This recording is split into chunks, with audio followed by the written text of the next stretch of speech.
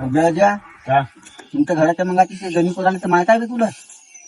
माहित आहे तिची कहाणी सांगू का तुला? सांग बरं कशी आहे तर. बहुत लंबी कहाणी आहे. पण लंबी असो का बांधली असो सांगत खाली. शाळेतून जनी भाऊ काले जात गेली न पोरीचा नखरा पाहून माय खुश झाली. साधी भोळी जनी होती खेड्यामध्ये जेव्हा शहरामध्ये गेली तेव्हा लागली तिले हवा. अरे वा रे वा.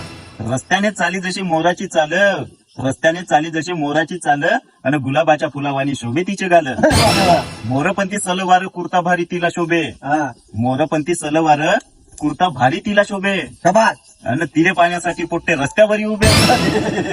रस्त्याने जणी जशी मटकू मटकू चाले, हा. रस्त्याने जणी जशी मटकू मटकू चाले, असा बुड्ढे पाड्डे तिच्याकडे टुकू टुकू पाहे.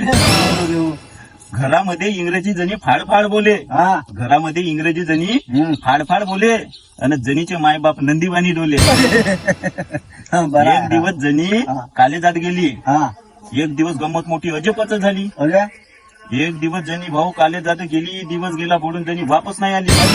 आणि जणीच्या बुड्ड्यावर कोण जेव्हा गेला, हा जणीच्या बुड्ड्यावर कोण जेव्हा गेला, जणीचा बुड्डा जागच्या जागी लंबा झाला.